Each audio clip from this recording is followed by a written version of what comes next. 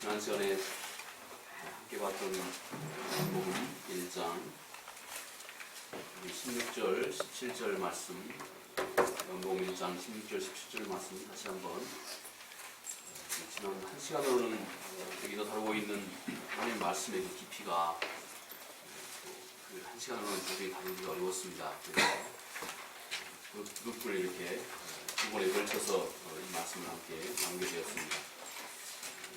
요한복음 1장 16절 17절 말씀 다 같이 함께 한 목소리로 다시 한번 읽겠습니다. 시작.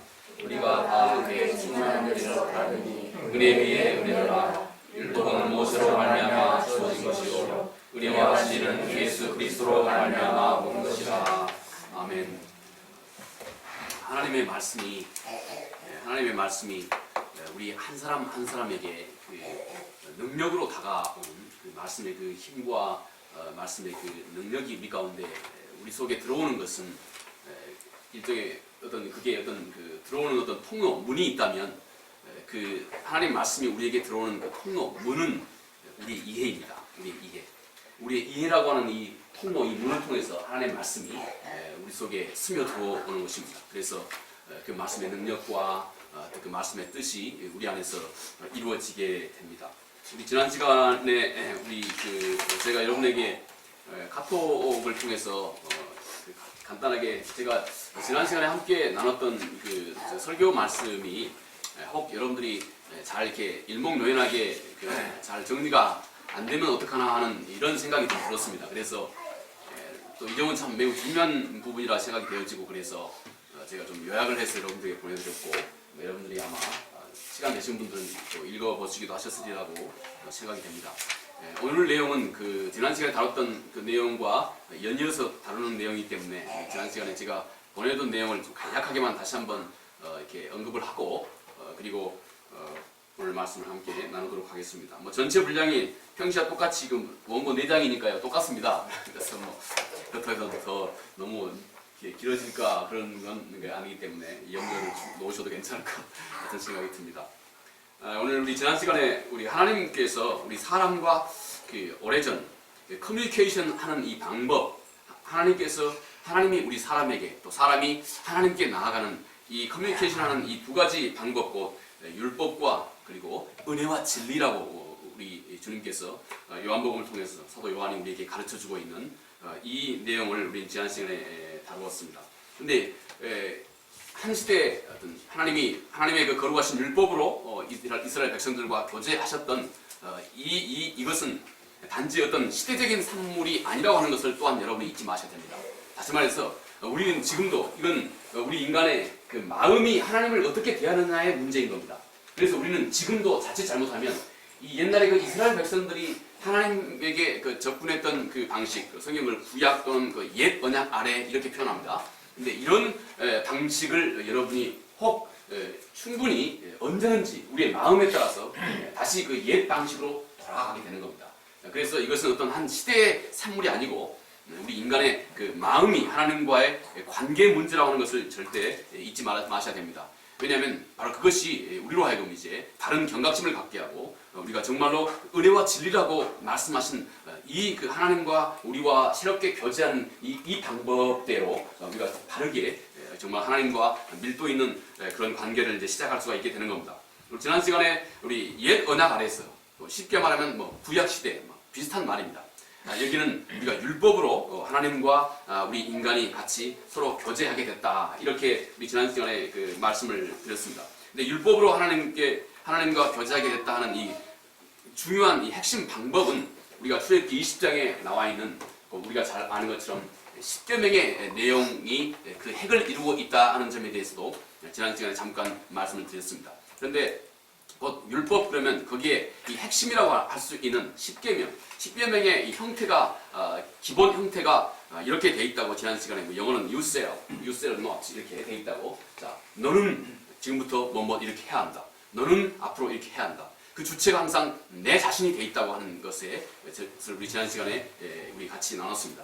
그런데 우리 인간은 본능적으로 내가 내 자신을 볼 때 하나님 그분이 우리에게 요구하시는 그분의 그 율법은 항상 명령형이고 또 내가 주체가 돼야 되고 또 내가 그걸 구체적으로 할 수 있는 능력은 아직 그게 주어져 있는 것은 아니고 내가 주체가 돼야 되고 또 그 율법이 요구하고 있는 것이 너무 완벽하기 때문에 완벽하지 못한 우리 사람들은 그 율법을 접할 때마다 항상 부담감을 갖게 된다 하겠습니다. 항상 부담감을. 항상 율법을 접할 때마다 우리는 항상 우리 마음의 그 답답함을 우리는 다 피할 수가 없게 된다 이것입니다. 그래서 본능적으로 율법 아래는 항상 우리가 하나님을 생각할 때, 하나님의 말씀을 생각할 때 항상 우리는 부담스러운 것입니다. 우리는 늘 그분의 완벽함 앞에, 완벽한 요구 앞에 우리는 늘 부족함을 알기 때문에 우리는 상대적으로 그분의 말씀 앞에 나는 늘 부담스럽고 답답하고 그래서 우리는 억지로 꼭 끌려가는 것 같은 이런 태도를 우리가 피할 수 없게 되어 있다 하는 것입니다. 이게 우리 인간의 약함 때문에 필연적으로 생겨나는 그런 결과입니다. 우리가 이렇게 하나님의 말씀을 부담스럽고 또 그냥 그 의무적으로 해야 하고 하는 이런 스타일로 하나님의 말씀을 대할 때마다 우리는 본능적으로 그 말씀에 대해서 내가 순종할 수 있는, 내가 그 말씀을 순종하기 위해서 내가 지불해야 될 그 대가의 최소한을 늘 생각한다고 했습니다. 그렇죠? 네, 충분히 이해가 가시죠? 그렇습니다. 예를 들어 지난 시간에 우리 그런 얘기 했습니다. 가늠하지 말라. 우리 좀 적절한 예라 해서 이런 예를 들어서 죄송합니다만, 자, 가늠하지 말라. 이렇게 했다 합시다. 그런데 우리 주님께서 말씀하신 이 내용은 우리 마음속에 나쁜 마음까지 품어서는 안 된다고 하는 것이라고 우리 주님께서 그렇게 그 말씀의 뜻을, 계명의 뜻을 가르쳐 주었습니다. 그럼 우리는 율법 아래에 있는 생각은 그렇습니다.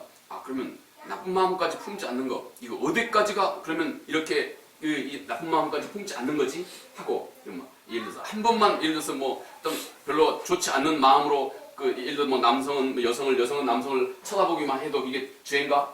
그건 아니겠지. 그런데 뭔가 우리의 생각이 점점 그 최소한으로 내가 그 계명을 지키는데 내가 감내해야 될, 내가 그 말씀을 지키는데 내가 감내해야 될 내 대가를 항상 최소한 선으로 우리 인간은 늘 자연스럽게 생각하게 된다 이것입니다. 최소한으로 생각하기 시작할 때 하나님의 말씀을 우리가 지키기 위해서 우리가 내가 지불해야 될 대가를 최소한으로 점점 생각하기 시작할 때 그 끝이 율법주의로 흘러간다 이것입니다. 그 끝은 피할 수 없이 외식과 율법주의로 흘러가게 되어 있다 이것입니다. 그래서 이 율법주의의 그 끝이 사망입니다. 사망입니다. 그래서 우리 주님께서 이 땅에 오시면서 새롭게 시작하신 것이 곧 은혜와 진리라고 우리 주님께서 그렇게 말씀하셨습니다. 예전에는 율법을 통해서 우리가 하나님과 커뮤니케이션 했지만 이제는 곧 은혜와 진리. 은혜라고 하는 것은 완전히 옛 율법과는 완전히 다른 패턴이라고 그랬습니다. 옛 율법은 너가 해야 된다. yourself. 너가 해야 된다. 이렇게 했지만 이제 은혜라고 하는 것은 하나님께서 내가 I will 그렇습니다. 내가 해주겠다. 내가 너에게 새 영을 불어주고 내가 너에게 새 은혜를 주고 내가 너에게 새로운 가슴, 새로운 스피릿, 새 마음 이렇게 하나님께서 이렇게 예레미야 31장 31절부터 자세히 기록되어 있습니다. 또 에스겔도 36장 26절 이하에 자세히 되어 있습니다. 또 우리 히브리서 8장 7절부터 13절 사이에 그대로 그 점을 인용해서 설명해 주고 있습니다. 또 있습니다. 히브리서 여전히 또 설명해 주고 있습니다. 그 은혜는 이제 내가 하겠다. 그런데 한 가지 우리가 잊지 말아야 할 것이 있습니다. 내가 하겠다 하는 하나님이 우리에게 약속하신 그 약속은 항상 당신의 옛 자아의 죽음을 의미합니다. 항상 당신의 옛 자아의 내가 나의 옛사람이 십자가에 못 박힌다고 하는 것을 전제로 두고 있는 말씀이라고 하는 것을 또한 잊지 말아야 됩니다. 이것이 곧 내가 너와 함께 하겠다. 그리고 내가 너에게 새 영을, 새 힘을, 새 능력을, 새 마음을 불어 넣어주겠다 하는 이 말은 곧 나의 옛 자아가 예수 그리스도와 함께 십자가의 죽음을 의미하는 말입니다. 동시에 의미하는 말입니다. 우리가 아는 것처럼 우리 로마서 7장 말씀해 보면 7장 1절부터 4절 이하에 우리 바울은 그 결혼에 대해서 설명을 합니다. 그래서 옛 율법과 그리고 예수 그리스도의 그 새로운 은혜와 진리가 서로 다른 점을 결혼을 비유로 설명합니다. 그런데 거기에 로마서 7장 1절부터 4절 이하에 결혼 세 가지 결혼을 바울은 그렇게 그 은유적으로 설명해 줍니다. 첫 번째 결혼은요, 내 육신과의 결혼입니다. 내 옛자, 내 옛사람과의 결혼. 이것은 내 육신은, 내 옛사람은 끝없이 나에게 악한 것만 요구하는 겁니다. 우리 육신이 나에게 요구하는 소욕은 항상 그 끝이 악한 거예요. 죄로 이어지는 것입니다. 육신은 늘 나에게 그걸 요구하는 겁니다. 육신은 늘 우리 눈에 보일 때, 우리 눈이 기쁘게 하는 것들, 내 육신이 더욱더 편안하고 더욱더 안락한, 이것이 늘 우리 육신이 나에게 요구하는 것입니다. 이것이 첫 번째 남편입니다. 그런데 우리가 이제 하나님께서 우리에게 율법을 주심으로 두 번째 남편과 우리가 결혼하게 해줬습니다. 로마서 7장 1절부터 4절 사이에 바울이 설명하고 있는 내용입니다. 두 번째 남편은 이제 율법입니다. 그런데요, 율법은 거꾸로 육신은 늘 우리에게 안 좋은 것만 요구하는 겁니다. 죄로 가는 것만 육신이 우리에게 요구하지만 반대로 율법은 이제 선한 것만 요구합니다. 그런데 율법이 선한 것만 요구하면도 그 심각한 문제가 뭐겠습니까? 너무 완벽하게만 요구하는 겁니다. 생각해 보십시오. 여기 남편이 있는데 한 남편은 옛 남편은 이제 바울이 그렇게 설명하고 있습니다. 옛 남편은 항상 부인에게 결과적으로는 결국 그 끝은 안 좋은 것만 요구했습니다. 하도 이제 이 남편이 이제 이제 나쁜 남편이니까 이 남편하고 결별한 겁니다. 두 번째 남편은 완전히 다릅니다. 거꾸로입니다. 두 번째 남편은 자기에게 너무너무 완벽한 것만 요구하는 겁니다. 좋은 것만 요구하긴 한데, 좋은 것을 요구하긴 하는데, 이 좋은 것에 또 심각한 문제가 뭐냐면, 너무 완벽하게 요구하는 겁니다. 이게 율법입니다. 율법은 나에게 항상 선한 것을 요구합니다. 그런데 이 율법은 나에게 심각한 문제는 완벽을 요구하는 겁니다. 그러니 이 두 번째 남편인데 더 죽을 맛입니다. 이게 두 번째 남편, 바울이 설명하고 있는 두 번째 남편입니다. 그런데 세 번째 남편은 누구냐면, 이제는 남편이 죽는 게 아니라 내가 죽게 만드는 겁니다. 내가 누구와 함께요? 우리 주님과 함께. 내가 죽어서 우리 주님의 부활하신 주님과 내가 하나가 되는 것입니다. 이것은요, 참 제가 이렇게 설명하지만 여러분들이 우리 삶 속에서 이제 여러분들이 직접 체험하고 경험하고 씨름하고 실현해야 될 그런 부분입니다. 이제 내 옛 자아가 죽은 겁니다. 내가 죽은 겁니다. 그래서 새로운 남편과 내가 결혼하게 된 겁니다. 그래서 남편이 죽을 때 같이 죽고 남편이 다시 부활할 때 같이 부활한 겁니다. 그래서 내 옛사람은 사라지고 이제 남편의 모든 것이 내 것이 된 겁니다. 이것이 곧 두 번째 하나님의 우리 주님께서 말씀하신 내가 I will 내가 너에게 은혜를 주겠다. 이제는 내가 너에게 새 영을 주겠고 새 마음을 불어넣어 주겠다 하는 내가 하겠다 하는 이 말에 전제되는 내용입니다. 이해하시죠? 이것이 두 번째 우리 주님께서 은혜라고 하는 이 말 속에 포함하고 있는 내용입니다. 그래서요, 이 은혜는 곧 우리 속에 이제 아까 율법 아래서는 최소한의 어떤 나의 대가를 내가 그걸 지키기 위해서 늘 부담스러운 거이기 때문에 어떻게 하면 피하고 싶은 겁니다. 그래서 우리는 최소한의 이 대가, 코스트를 나를 늘 지배하려고 하는 생각으로 자연스럽게 내 생각이 빠져들어가는데, 이제는 내가 하나님의 은혜를 알고 나니 내 마음속에 기쁘고 즐겁고 자원해서 이제 하나님 그분의 말씀을 순종하기 시작하는 것입니다. 내 안에 성령께서 그런 역할을 하시거든요. 성령께서 내 안에 내가 예수 그리스도와 똑같은 그 열정과 하나님 그분에 대한 사랑과 내 예수 그리스도와 똑같은 그 마음과 예수 그리스도와 똑같은 하나님에 대한 신뢰와 하나님을 향한 전폭적인 어떤 우리 헌신된 마음을 성령은 우리에게 이끌어 가시거든요. 그렇게 인도하시거든요. 그래서 우리가 어떻게 하면 하나님의 말씀을 더 순종할까? 우리 권사님 기도하실 때마다 이게 참 울먹울먹 하시지 않습니까? 우리 말로 다 표현하지 못해도 우리 속에 정말 그 절실함이 살아있는 것입니다. 이 안에 생명이 살아있다고 하는 증거거든요.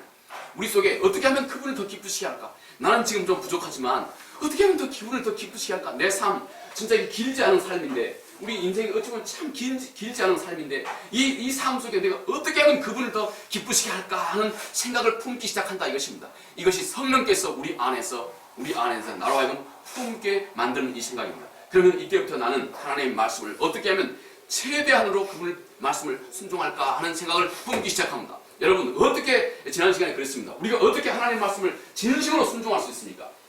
내 마음이 어떻게 하면 그분을 최대한 사랑할까 하는 마음에서만 우리는 하나님의 계명을 진정한 의미에서 지킬 수 있다고 제가 지난 시간에 말씀드린 바 있습니다. 생각해보시죠. 아까 우리 예를 들었던 간음하지 말라. 그럼 주님께서 나쁜 마음까지도 품지 말라고 그랬습니다. 누가 그런 마음까지도 없는 정말로 순결한 마음을 지켜낼 수가 있겠습니까?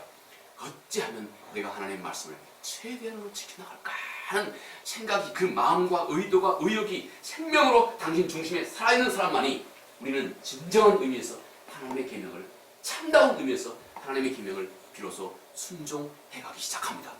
할렐루야. 이것이 우리 주님께서 은혜를 통해서 우리에게 베푸신 새로운 방법입니다. 그런데요, 우리는 지난 시간에 그런 얘기도 잠깐 들었습니다. 우리 사람은 말이죠, 우리 옛 자아가 내 자아가 정말로 그리스도와 함께 십자가에 못 박힌 경험이 없으면 우리 인간의 이 속이기에 참 기가 막힌 능력이 있는 우리 인간의 자아는 말이죠, 하나님의 그 은혜를 곧 죄를 쉽게 여기는 면허증으로 쓴다고 했습니다. 이게요, 상당히 어떻게 보면 제가 생각할 때 한국 교회에서도 잘못 좀 잘 안 가르친 부분인지 잘못 가르친 부분인지 모르겠어요. 참 이게 잘 안 돼요. 우리는 지금은 우리가 은혜 아래에 있으니까 죄 문제 너무 그렇게 심각하게 생각하지 말아라. 하나님의 은혜인데 이게 얼마나 잘못된 생각인지 모릅니다. 절대 그렇지 않습니다. 그 말의 의도는 뭡니까? 은혜라고 하는 말로 이 죄라고 하는 것도 쉽게 여기게 만들어지는 겁니다. 다시 말해서 이게 딱 유다서 4절에 은혜를 죄를 가볍게 여기는 면허증으로 쓰고 있다고 유다가 표현한 말입니다. 어떻게 율법보다 더 풍성하게 하나님의 말씀을 순종할 수 있도록 우리에게 주신 선물이 은혜인데 어떻게 이 은혜라고 하는 말로 하나님의 계명을 소홀히 여기는 도구로 쓸 수 있겠습니까? 이게 넌센스입니다. 이게 참 잘못 교육되고 있는 부분 중에 한 가지입니다. 은혜라고 하는 것은 그래서 지난 시간에 절대 그렇지 않다고 했습니다. 은혜는 아까 우리 바울이 로마서 6장 4절 이하에 설명하고 있는 것 같이 제가 영어로만 기억해서 죄송합니다만 Sin shall not be master over you. 죄가 너에게 왕노릇하지 못할 것이다. 그러면서 바울이 얘기한 이유가 왜냐하면 For you are not under the law but under the grace. 너가 지금부터는 율법 아래 있지 않고 은혜 아래 있기 때문에 그 말은 무슨 말입니까? 은혜 아래 있다고 하는 이 말은 죄가 더 이상 당신에게 왕노릇하지 못할 정도의 파워가 지금 내 안에서 이루어지고 있는 상태를 의미하고 있는 겁니다. 이해가시죠? 이게 은혜 아래 있다고 하는 겁니다. 우리가 하나님을 더 뜨겁게 전심으로 하나님을 사랑하기 시작했는데 곧 이 은혜 아래 있는데 어떻게 그 은혜라고 하는 말로 죄를 가볍게 여기고 정당화시켜버리고 죄를 오히려 빈번히 지는데 소홀히 쉽게 여길 수 있는 도구로 쓸 수가 있겠습니까? 말도 안 된다 하고 바울이 그렇게 얘기하고 있는 것입니다. 바울은 곧 하나님의 은혜라고 하는 것을 그래서 새로운 능력으로 그렇게 바울이 우리에게 설명하고 있다고 로마서 그 이전에 5장 21절 22절 이하에 기록되어 있다고 제가 자세히 다음에 또 성경 공부할 때 이 점을 다시 다루도록 하겠습니다. 자, 그리고 두 번째로 하나님께서 우리에게 주신 주님이 우리와 함께 하셔서 하신 은혜와 진리라고 하는 것. 진리라고 하는 말은 제가 지난 시간에 그랬습니다. 진리라고 하는 말은 하나님께서 우리에게 하나님 율법 아래 있지 않고 하나님의 은혜 아래 있도록 만들어준 하나님의 또 다른 한 가지 방법이 진리입니다. 하나는 은혜고 진리. 진리는 하나님이 어떤 분이라고 하는 사실을 당신이 경험하도록 해주는 겁니다. 하나님이 누구시다? God is. 하나님이 어떤 분이다 하는 사실을 당신이 가르쳐주는 겁니다. 당신이 알게 하는 겁니다. 성서에서 이 안다고 하는 말 다음에 제가 또 자세히 늘 중요한 말이기 때문에 설명하겠습니다. 성서에서 이 안다고 하는 말은 매우 중요한 말입니다. 성서에서 아는 것은요, 곧 그 알의 내용과 알의 결과는 항상 동시에 이루어지는 그런 알이에요. 그래서 경험적으로 아는 알을 의미해요.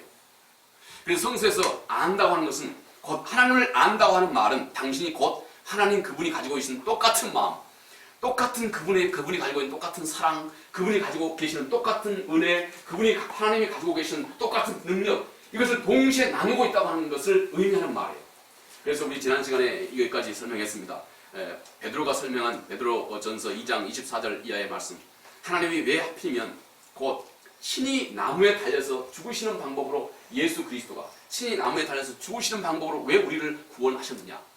그것은 곧 우리로 하여금 예수 그리스도가 친히 우리를 위해서 나무에 달려 죽으신 이 모습을 그의 사랑하는 자녀들이 직접 그 앞에서 깨달아 알고 목도하게 함으로 말미암아서 우리로 하여금 이제는 하나님의 그 너무나 감격스러운 그 은혜 앞에 내가 마음이 반응하기 시작하는 겁니다. 내 마음이 스스로 반응할 때만 우리는 죄에 대해서 죽을 수가 있습니다. 내가 스스로 죄를 버려야 합니다. 죄는 절대 다른 이유 때문에 이길 수 없습니다. 당신이 하나님의 말씀을 사랑하기 시작해야 돼요. 당신이 진짜 죄를 버리고 싶어야 돼요. 당신이 죄를 버리고 싶어야 됩니다. 그래야 우리는 죄를 이길 수 있는 겁니다. 하나님이 나에게 강제로 할 수 있는 것이 아니다 이것입니다. 내가 스스로 하나님을 사랑하고 내가 스스로 죄를 버리고 싶어야 됩니다. 이 마음을 창조하기가 얼마나 어려웠겠습니까? 하나님이 우리와 하여금 이 마음을 창조하기 위해서 하나님이 하신 방법이 예수 그리스도를 친히 우리 앞에서 십자가에 죽게 만드십니다. 베드로가 설명한 말이 그 말입니다. 베드로전서 2장 24절. 친히 우리 주님께서 십자가에 죽으심으로 내가 이 주님의 친히 나를 위해서 죽으신 이 주님의 모습을 내가 직접 목도하고 우리 속에 큰 진정한 능력이, 진정으로 하나님의 말씀을 순종할 수 있는 능력이, 진정으로 그분 편에 내가 스스로 설 수 있는 능력이 내 안에 비로소 생긴다 이것입니다. 이것이 베드로가 얘기한 죄에 대해서 내가 죽을 수 있고 의를 내가 선택할 수 있는, 의에 대해서 살 수 있는 이 은혜를 하나님께서 우리에게 만들어 주신다. 이렇게 은혜와 진리와 진정으로 접할 때 우리 인간은 참다운 헌신을 하나님 앞에서 비로소 하나님의 자녀로, 진정한 하나님의 자녀로, 거듭난 자녀로 비로소 우리가 설 수 있게 된다. 그 말은 당신이 하나님을 정말 좋아하기 시작한 겁니다. 이게 거듭난 겁니다. 당신이 하나님을 진짜 좋아하기 시작한 겁니다. 다른 이유, 내가 어떤 강압적인 이유, 내가 해야 되기 때문에 하는 것, 내가 어떤 습관적으로 하는 것, 내가 뭐 종교인이기 때문에 하는 것, 이것 때문에 당신이 하나님 말씀 앞에 나가는 것이 아니고 당신이 진짜로 하나님 말씀을 좋아하기 시작합니다. 그렇지 않습니까? 여러분 마음속에 뭔가 배어있지 않습니까? 내가 그분을 진짜 좋아하는 마음이 이미 배어있지 않습니까? 이게 곧 거듭난 것입니다. 이렇게 하나님께서 우리 마음을 바꾸기 위해서 곧 하나님이 쓰신 방법, 우리 주님을 통해서 은혜와 진리라고 지난 시간에 여기까지 같이 얘기를 나눴습니다. 자, 이 얘기를 바탕으로 우리는 오늘 지난 시간에 본문 요한복음 1장 16절 17절 말씀 통해서 율법과 대조되는 곧 하나님의 은혜와 진리 이 내용을 우리 지난 시간까지 다뤄봤습니다. 율법이라고 하는 것은 잘 짜여진 어떤 그리고 완벽한 그런 교훈이며 또 그런 교리입니다. 근데 문제는 그 안에 당신이 하나님을 정말 사랑하는 마음으로 율법을 대하지 않으면 율법 그 자체로는 그 안에 생명이 없는 것입니다.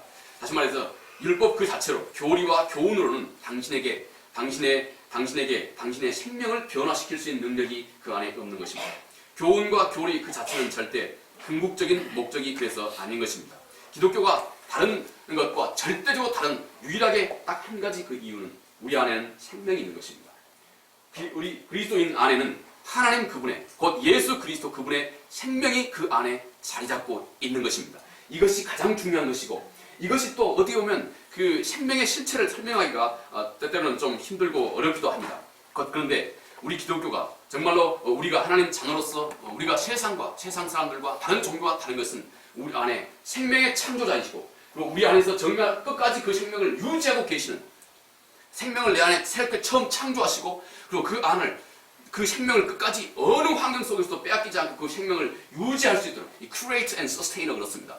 생명을 내 안에 창조하시고 끝까지 생명을 유지할 수 있도록 해주시는 우리 주 예수 그리스도 그분의 그 실체가 우리 안에 자리하고 있는 점입니다. 우리는 하나님이 예수 그리스도와 함께 시작하신 율법과 대조되는 은혜와 진리 지난 시간은 그 내용에 대해서 우리가 다뤄보았고 오늘은 두 번째, 세 번째 곧 하나님께서 율법과 그리고 은혜와 진리 이 서로 다른 이런 방법으로 하나님께서 우리 사람과 커뮤니케이션하는 이 방법 한 가지는 율법은 하나님께서 일방적으로 우리에게 주시는 겁니다. giving 주시는 겁니다. 그런데 은혜와 진리라고 하는 것은 하나님께서 직접 coming 오시는 것입니다. 과연 그게 뭔가 하는 것에 대해서 오늘 우리가 함께 생각을 해보고 그리고 마지막으로는 율법을 이 땅에 전달해줬던 모세와 그리고 반대로 은혜와 진리를 이 땅에 전달해줬던 예수 그리스도 다시 말해 이 두 간의 서로 다른 저자의 그 차이에 대해서 우리가 오늘 잠깐 함께 생각해 보도록 하겠습니다. 두 번째 우리가 오늘 제가 말씀드린 모세 그리고 그리스도 다시 말해서 율법과 복음의 두 번째 대조는 주심과 오심의 대조라 할 수 있습니다. 하나는 주신 겁니다. 기빙한 것입니다. 하나는 직접 그분이 오신 것에 대한 대조입니다. 사실 이런 내용은 상당히 좀 다루기가 쉽지가 않았어요. 저도 일주일 내내 어떻게 하면 이걸 좀 쉽게 좀 이해할 수 있게 쉽게 해볼까 하고 또 고치고 막 이렇게 제 나름대로 이제 발버둥을 해봤습니다. 왜냐하면 우리가 그 마음이 열려있지 않으면 이게 좀 이렇게 어려운 부분이기 때문에 그렇습니다. 그렇지만 우리 마음이 그분께 향해 있으면 아무것도 아닌 것처럼 쉽습니다. 자, 오늘 먼저 본문 17절에 은혜와 진리는 예수 그리스도로 말미암아 온 것이다 이렇게 표현합니다.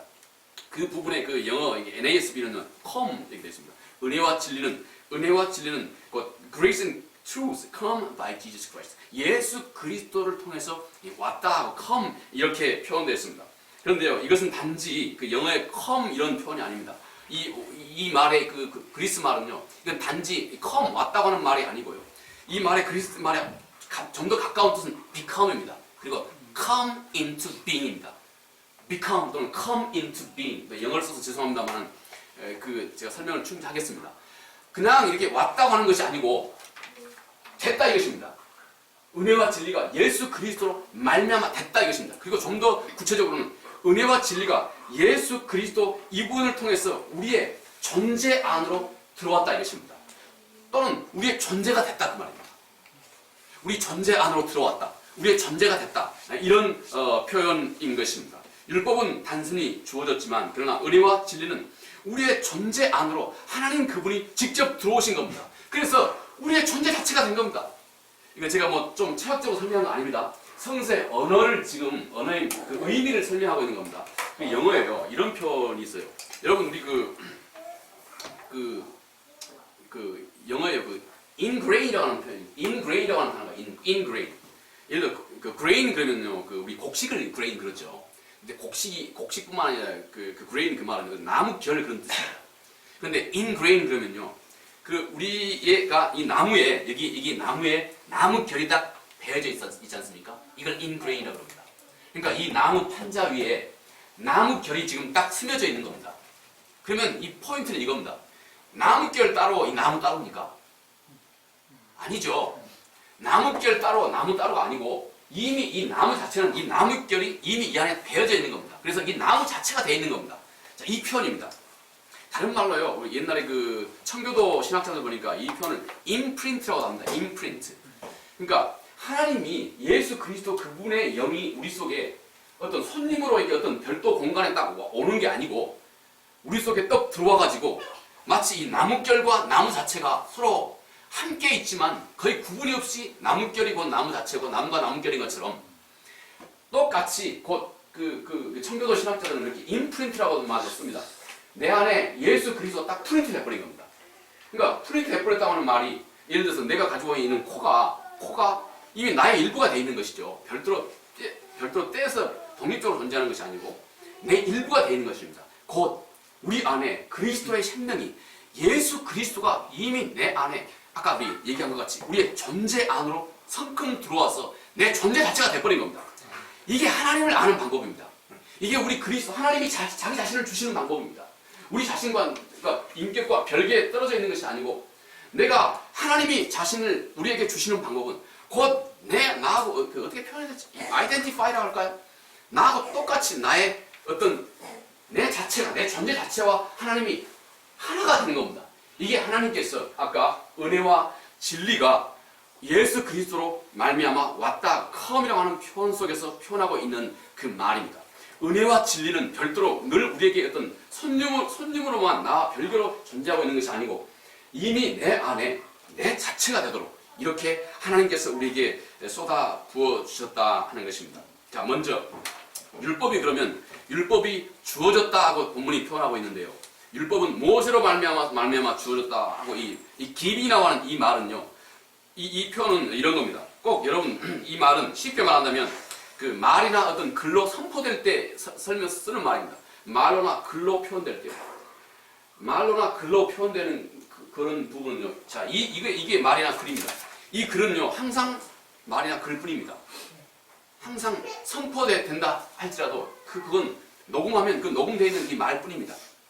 또 이거 기록되어 있는 것은요, 이게 인쇄로 기록되어 있는 것은 활자로 기록되어 있는 것은 이 글뿐입니다.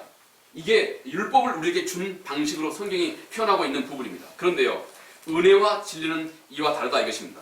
은혜와 진리는 곧 한 사람 한 사람의 존재 안으로 하나님 자신이 직접 들어오신 것이다 하는 것입니다.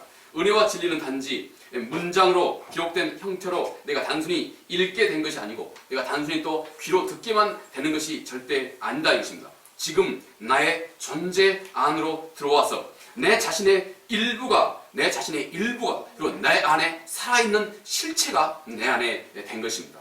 자, 여기에서 우리가 이 정보라고 하는 말과 정보와 그리고 살아있는 실체 차이를 한번 제가 지금부터 이제 조르고 있는 사람을 예를 들어서 이제 자, 우리 예를 들어서 권사님, 집사님이 계십니다. 자, 우리 예를 들어서 말이죠. 예를 들어서 이제 이런 예를 한번 생각해 보십시다. 자, 예를 들어서 집사님에게 이제 이 예니까 예 같은 예를 드겠습니다. 자, 우리 집사님 이제 아들이 예 같은 예를 드리겠습니다. 집사님 아들이 대통령이 됐습니다 하고 누가 얘기를 했다 합시다. 그러면 나는 집사님 아들이 대통령이 됐습니다 하는 이 말이 나에게는 그게 인포메이션인 겁니다. 말에 불과한 겁니다.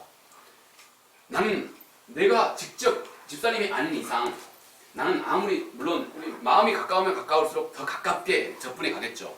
근데 엄밀히 우리가 이 율법과 또 은혜와 진리의 대조를 우리가 예를 들어 설명해 본 차원에서 얘기한다면, 그런데 집사님은 어떻겠습니까? 아들이 대통령이 됐습니다. 그러면 집사님 마음은 벌써 그 내용이 집사님 마음속에 생명을 가지고 마음속에 들어오는 겁니다. 생명을 가지고 들어온다고 하는 그 말은, 그 말이 나의 속에 감동을 주는 겁니다.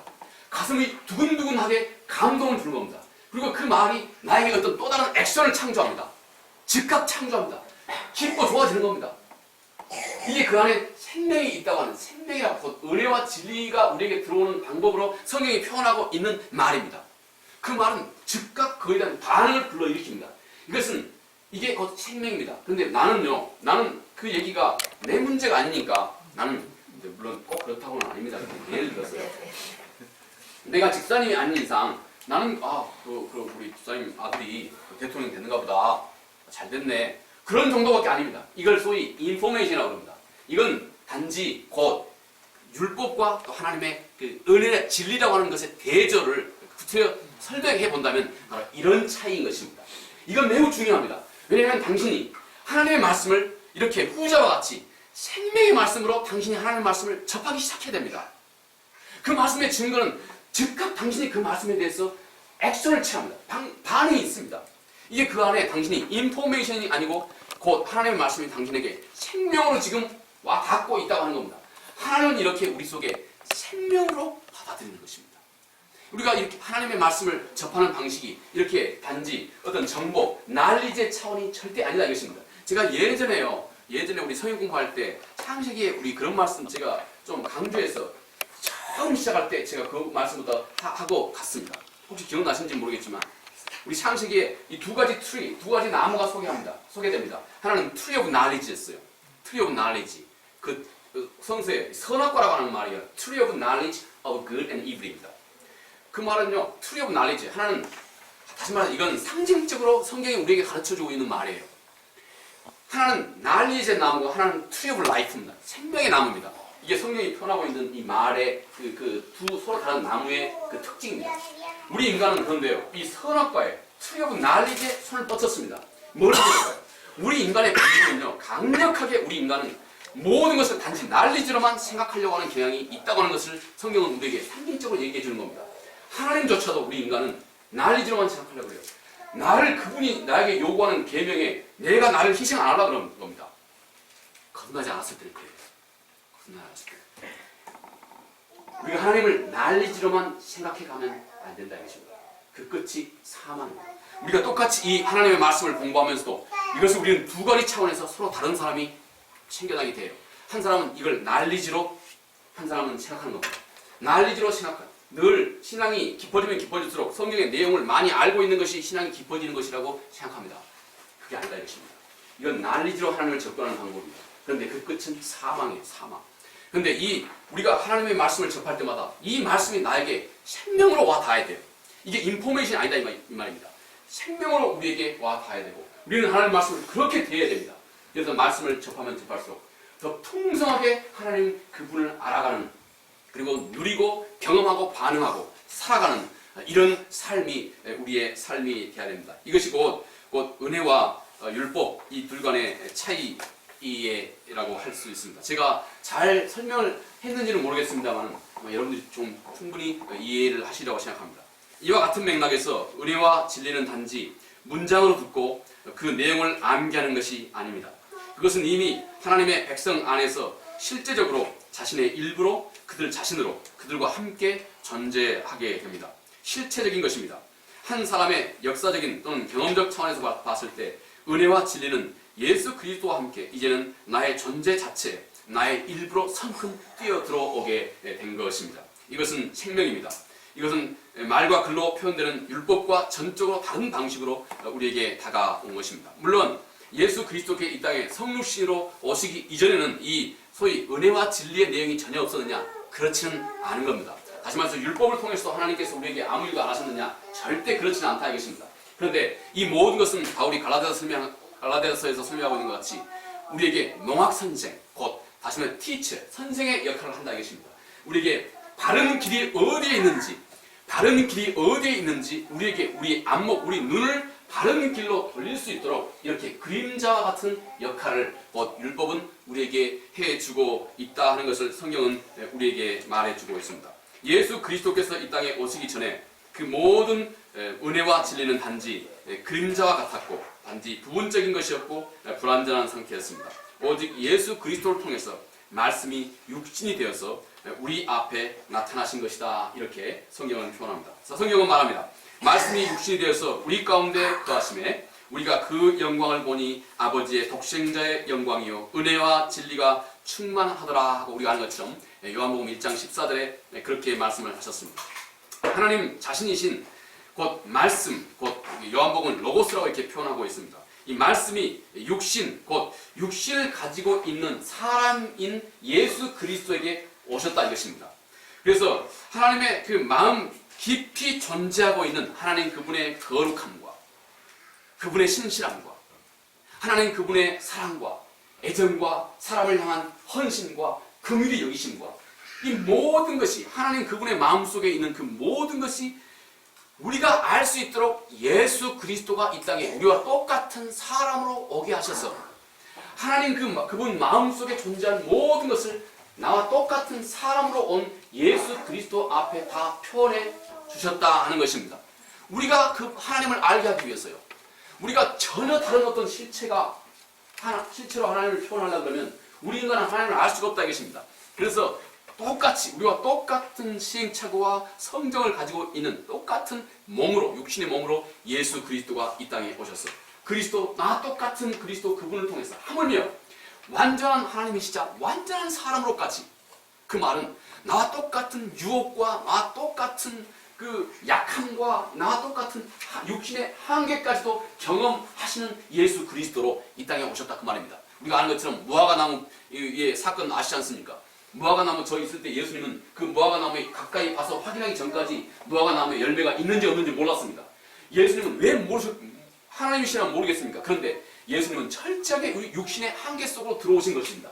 그래서 그 육신의 한계 속으로 들어오셔서 그 무화과나무 앞에 가서 확인할 때까지 주님은 모르는 그런 우리 인간과 사람과 똑같은 모습으로 주님이 오셨습니다. 나에게 완전한 구원자가 되시고 나에게 완전한 삶의 모델이 될 수 있도록 하기 위해서 주님께서 나와 똑같은 모습으로 하물며 한계와 그리고 모든 유혹 앞에서의 그 한계까지도 주님은 그대로 우리와 똑같은 모습으로 이 땅에 오셨습니다. 하나님 마음에 깊이 존재하고 있는 그 한없는 사랑과 거룩과 애정이 예수 그리스도를 통해서 인간적으로 그리고 인격적으로 내가 알아볼 수 있게 세상에 온전히 밝혀지게 된 것입니다. 이제는 예수 안에서 사람이 된 하나님을 우리가 목도하고 그리고 경험하고 그리고 우리가 소유할 수 있게 되었습니다. 할렐루야. 아멘. 우리는 정말 깊이 그래서 사도 바울은 깊도다 그 은혜의 깊이 그 은혜의 풍요함이하고 하나님 그 은혜를 생각할 때마다 그는 깊도다 하고 탄식만 했을 정도입니다. 하나님이 예수 그리스도를 통해서 나 똑같은 모습으로 오셔가지고 하물며 나의 한계까지도 똑같이 짊어지신 분으로 예수 그리스도를 이 땅에 보내셔서 나의 완전한 구원자가 되시고 진짜 내가 그분을 다음에 경건의 비밀을 설명할 때 제가 또 좀 자세하게 더 말씀드리겠습니다. 내가 경건의 그 모델까지도 예수 그리스도 그분을 통해서 친히 나의 삶의 전체적인 모델이 되기 위해서 주님이 이렇게 오신 것이다 하는 것입니다. 주님은 하나님의 은혜를 말로 그것을 단지 설명하지 않았습니다. 주님은 그것을 직접 가져오신 것입니다. 주님은 주님의 삶 자체로 주님의 행동 자체로 하나님을 드러내 주신 것입니다. 주님은 하나님의 그 온화하심도 자비도 기적도 하나님의 지혜도 하나님의 그 인내도 하나님의 눈물도 그리고 하나님의 약속도 그대로 주님은 드러내셨습니다. 예수 그리스도를 통해 보여진 이 모든 것이 우리 눈앞에 나타난 이 하나님의 행동, 하나님의 진정한 모습인 것입니다. 예수 그리스도의 삶 자체, 하나님의 모든 것을 인격체로 드러내 주신 것입니다. 단지 돌비에 기록된 그 언어로 표현할 수 있는 이 지극한 한계와 비교하면 예수 그리스도가 우리의 삶과 예수 그리스도의 삶과 인격 자체로 하나님의 모든 것을 드러내신 그 은혜는 얼마나 그것이 풍성하고 얼마나 깊이 있는 것인지 모릅니다. 여러분 한번 생각해 보십시오. 예를 들어서 제가 제 집사람에 대해서 내가 설명을 한다 합시다. 근데 집사람에 대해서 전혀 모르는 여러분들에게 집사람을 내가 말로 글로만 설명한다 합시다. 아무리 자세하게 설명한다 한들 완벽하게 제 집사람, 제 아내를 완벽하게 내가 다 설명할 수 있겠습니까? 없는 겁니다. 근데 어떻게 하면 가장 완벽하게 설명할 수 있을까요? 어떤 사람이 같이 집사람과 직접 생활을 해봐야 됩니다.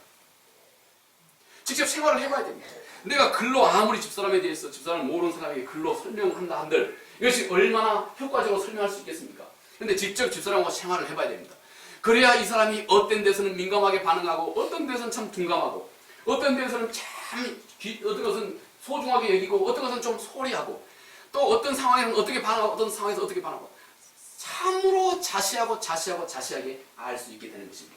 이것이 곧 제가 충분히 표현할 필요는 없습니다만 곧 우리 주님께서 이 땅에 사람의 몸으로 이 땅에 하나님이 예수 그리스도를 이 땅에 사람의 몸이라고 하는 것을 우리 한번 따라서 해봅시다. 나와 똑같은 모습으로. 이것이 중요합니다. 나와 똑같은 모습이라고 하는 것은 내 한계도 똑같이 주님이 짊어지신 모습으로 주님께서 이 땅에 오신 것이다 하는 것입니다. 한없는 하나님의 은혜인 것입니다. 우리가 이 하나님의 한없는 은혜를 우리가 깊이 알기 위해서는 그러므로 지금부터는 예수 그리스도가 하나님과의 관계를 유지하셨던 그 모습과 똑같이 예수 그리스도와 인격적인 관계를 깊이 유지해가고 깊이 인격적인 관계를 터나가는 것, 이것이 가장 중요한 것입니다. 마지막으로 같은 맥락에서 율법과 그리고 은혜와 진리, 이 둘의 서로 다른 저자에 대해서 한번 생각해 봅니다. 우리는 여기서 분명히 한 사람, 지극히 불완전한 인간에서 출발한 이 율법, 모세, 이 사람은 사람이고 지극히 불완전한 사람입니다. 이 사람을 통해서 이 땅에 전달해 온 것이 율법입니다. 그러니 그것의 한계가 똑같이 있지 않겠느냐 하고 사도 바울은 얘기하고 있는 겁니다. 그러나 완전하신 분, 곧 이 은혜와 진리, 이것은 곧 예수 그리스도, 하나님 그분이시고 완전한 사람이신 예수 그리스도 그분을 통해서 이 땅에 전달된 것입니다. 하나는 종을 통해서, 하나는 아들을 통해서 이 땅에 전달된 진리입니다. 자, 자신의 신앙이 모세에 가까이 서 있는지 아니면 내 자신의 신앙이 예수 그리스도에 가까이 서 있는지 우리 자신을 한번 살펴보도록 합시다. 자, 먼저 모세는 단지 하나님의 뜻을 사람들에게 전달해주는 매개자였습니다. 매개자로 서 있었던 것입니다. 그 말은 곧 그의 인격은 그의 메시지와 아무런 상관이 없었다는 것입니다. 우리는 가끔씩요, 예전에 제가 어렸을 때요, 제가 어릴 때 부흥사들 가끔씩 그런 말 했어요. 여러분들이 내 생활은 어떻게 했는지 볼 거 없다. 나는 단지 내가 전하는 말만 들어라. 내 생활은 당신이 보면 실망할 거다. 내가 전달하는 말만 당신이 들으면 듣고 순종하면 된다. 그런 얘기 제가 많이 들었습니다. 이건 정말로 하나님의 말씀에 대한 그 바른 이해가 아닌 겁니다. 이건 딱 모세의 자리에 서 있는 겁니다. 모세는 매개자로 서 있었습니다. 모세의 인격과 모세가 전하는 말은 전혀 상관이 없었던 겁니다. 모세가 없어도, 모세의 인격이 무시돼도 모세가 전하는 이 율법 메시지는 그냥 그대로 서 있는 겁니다. 모세의 인격과 모세의 삶과는 아무 상관없이 메시지는 별개로 서 있었던 것입니다. 이것이 구약입니다. 이것이 옛 언약 아래에 있는 것입니다. 이것이 하나님께서 예수 그리스도를 통해서 완전히 폐기하신 방법입니다. 폐기. 자, 우리는 모세를 제거할 수 있습니다. 그러나 율법은 전혀 그와 상관없이 그 자리에 그대로 있을 수가 있는 것입니다. 만약 우리가 하나님의 말씀이 우리의 삶과 인격과 늘 별개로 서 있다면 나는 지금 모세의 길에 서 있는 것입니다. 내가 지금 내 삶과 내가 배우는 하나님의 말씀과는 영 거리가 늘 항상 있다면 우리는 모세의 길에 내가 서 있다는 것입니다.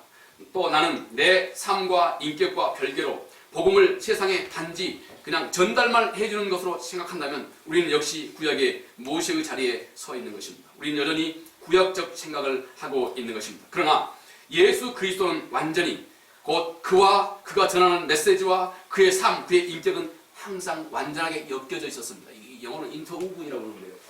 꽉 이렇게 여러분 이렇게 천이 이렇게 막 짜져 있는 거 있죠. 복잡하게 짜져 있는 거. 인터우븐이라고 그러죠. 꽉 적절한 표현입니다. 예수 그리스도가 전달하는 그분의 메시지와 그리고 예수 그리스도 그분의 삶 자체, 그분의 인격 자체는 뗄 수 없이 하나로 묶어져 있었다 이것입니다. 다시 말해서 예수 그리스도의 인격은 곧 그의 메시지였고 그의 메시지는 곧 그리스도 인격이었습니다. 예수 그리스도는 그의 삶이 곧 메시지였고 그의 메시지가 그의 삶이었습니다. 이것이 곧 새 언약, 은혜와 진리가 우리 안에서 시작하신 하나님 그분의 방법인 것입니다. 나는 곧 그의 삶이 곧 살아있는 그분의 메시지고 또 그가 말하고 전하는 메시지는 그의 삶이 된 것입니다. 이 말은 또 이것입니다. 우리는 절대 인격적으로 그리스도를 모시지 않고 절대 그분의 메시지를 내가 가질 수 있는 것이 아닙니다. 내 안에 진정으로 그리스도 그분을 인격적으로 내가 만나지 않고는 내가 그분의 말씀을 안다고 우리는 절대 말할 수 없는 것이다 하는 것입니다. 그분의 메시지가 있는 곳은 또 항상 그분이 있는 곳입니다. 내가 정말로 하나님의 말씀을 순종하려고 하는 마음이 내 안에 생명으로 살아있는 한 당신은 지금 예수 그리스도와 함께 있다 이것입니다. 지금 예수 그리스도가 당신과 함께 있다 하는 것입니다. 이게 칼 바르트는 유명한 우리 기독교의 그 신학자이기도 합니다. 스위스 사람인데요. 바젤 대학에서 오랫동안 가르쳤고 또 그 히틀러 압제하에서 거의 죽을 뻔하셨지만 그 스위스로 이제 오셔서 거기에서 후학들을 가르쳤던 분입니다. 교회 교회학이라고 12권짜리 제가 영국에 있을 때 봤는데요. 한 권이 이만큼 두껍습니다. 이만큼 크거든요. 이 12권이 이만큼 방대한 자료를, 방대한 저수를 참으로 주옥 같은 치밀한 그런 저술입니다. 이 12권짜리를 그분이 저술하였던 분입니다. 그분의 말씀이 이것입니다. 계시의 내용과 계시의 능력은 항상 하나다. 우리 삼일체를 그분이 또 같은 맥락으로 설명하기도 합니다. 계시와 다시 말해서 하나님 자신과 하나님 자신이 전하는 메시지와 그 메시지의 능력은 하나다 이것입니다. 이것이 곧 은혜와 진리의 모습입니다. 예수 그리스도가 내 안에 있다면 당신의 삶을 통해서 당신이 안 하려고 해도 당신 속에 예수 그리스도의 향기가 드러나게 되어 있습니다. 그분의 파워와 그분의 능력이 당신 삶 속에 드러나게 되어 있다 이것입니다. 안 하려고 해도 여러분 이 빛이 전국 불빛이 환하게 비치는 불빛이 있습니다. 여러분 이 옷으로 이 빛을 감싼다 한들 이 빛이 안 튀어나옵니까? 밝은 빛은 반드시 튀어나오게 되어 있습니다. 곧 우리 안에 하나님 그분의 말씀과 그분의 말씀의 능력은 하나인 것입니다. 그래서 우리가 예수 그리스도를 믿음으로 내 안에 나의 구세주로 영접하자마자 당신에게 하나님의 나라가 이루어진 겁니다. 즉각 이루어진 겁니다. 구원이 즉각 내게 이루어진 것입니다. 이것이 곧 하나님, 성경 곧 하나님이 우리에게 선포하신 그 말씀의 내용입니다. 만약 우리가 태양을 치운다면 우리는 절대 햇빛을 유지할 수가 없습니다. 햇빛이 있다면 거꾸로 거기에 반드시 태양이 존재하고 있다고 하는 증거입니다. 내 안에 작은아마 미약하나마 내 안에 하나님을 향한 사랑이 있고 그분의 말씀을 지키고 순종하려고 하는 마음이 내 안에 살아있는 한 그것은 곧 거기에 빛이 있으면 거기에 태양이 있다고 하는 증거가 되는 것입니다. 할렐루야. 아멘. 이것이 우리가 든든히 확신 있게 믿음으로 하나님 앞에 서야 하는 이유가 되는 것입니다. 만약 예수 그리스도의 말씀이 내 안에 살아있다면 내 안에 주님이 계신다고 하는 그 증거입니다. 만약 내가 거룩하신 예수 그리스도를 마음에 모시지 않고 있다면 나는 절대 반대로 거룩할 수가 없는 것입니다. 즉 그분과 내가 인격적인 만남이 없이는, 다른 말로 그분이 내 안에 없이는 나에게 그분의 능력도 또 성육신의 그 거룩함도 또 십자가의 전지전능하심도 구원의 능력도 다 허상에 불과하다 하는 것입니다. 우리는 절대 내 안에 예수 그리스도 그분의 현존 없이는, 그분의 임재 없이는 그의 은혜와 진리를 내 안에 가질 수도 지킬 수도 유지할 수도 없게 되는 것입니다. 우리는 절대 나의 성품을 함부로 변경할 수도 없고 나의 본질을 쉽게 변경할 수도 없고 그리고 참 미스테리 같은 그분을 향한 열정을 내가 힘입을 수도 없고 또 그분의 십자가의 보상을 내가 입을 수도 없고 그분이 우리에게 주신 놀라운 은혜와 복을 만약 내가 내 안에 예수 그리스도가 없다면 우리는 절대 받을 길이 없는 것입니다. 만약 내가 하나님의 감춰진 그 은혜, 그 영원한 심판의 용서를 알고자 한다면 또 만약 내가 진리를 알기 원하고 또 내가 만약 살아계신 하나님에 대한 산 지식을 진정으로 갖기 원하고자 한다면 우리는 오직 한 가지 길뿐입니다. 예수 그리스도 그분을 진심으로 내가 인격적으로 만나고 받아들이고 그리고 그분을 따르는 그 길입니다. 그분이 내 안에 계신 한 나는 절대 그분과 점점 더 닮아가게 되어 있습니다. 이것이 곧 우리가 우리 삶을 돌아봐야 할 점입니다. 예수 그리스도 그분이 내 안에 계신 한 우리는 자연스럽게 점점 우리의 전 존재가 우리의 성품이 그리스도 그분을 점점 닮아가게 되어 있습니다. 그분이 내 안에 살아계시지 않는 한 또한 반대로 아무리 많은 노력으로도 내 안에 어떤 진정한 변화도 참다운 변화도 불가능한 것입니다. 그러면 그분이 내 안에 정말로 살아계신지 우리는 어떻게 알 수 있습니까? 먼저 우리는 믿음으로 확신하는 것입니다. 둘째는 그분께 반응하고 있는 내 삶이 또 그의 답이기도 합니다. 우리는 믿음으로 확신해야 됩니다. 그리고 우리는 내가 진정으로 확신하고 있는 내용대로 우리는 살아가게 되어 있습니다. 혹 당신이 절대 그렇지 않다면 당신의 믿음은 가짜라고 하면 그렇게 말합니다. 이것이 곧 우리가 신중하게 우리 자신의 모습을 닮아가야 우리 자신의 모습을 반추해 봐야 할 모습입니다. 그리고 정말로 우리는 주님을 만나야 되고 정말로 우리 모두가 다 한 사람도 빠짐없이 진심으로 거듭난 삶을 거듭난 성도가 되어야 할 것입니다. 기도하겠습니다. 하나님 아버지 감사합니다. 예전에는 모세를 통해서 율법이 이 세상에 왔지만 이제는 예수 그리스도를 통해서 은혜와 진리가 이 땅에 우리 모두에게 임했습니다. 하나님 우리의 마음을 활짝 열어 우리를 참으로 지혜롭게 하셔서 아버지 하나님 주께서 예수 그리스도를 통해서 우리에게 베풀어 주신 그 놀라우신 은혜와 진리의 이 큰 은총을 우리가 마음껏 품고 알고 지키고 살아가며 또 세상에 증거할 수 있도록 우리 모두를 붙들어 주시옵소서. 예수님 거룩하신 이름으로 기도합니다. 아멘. 찬송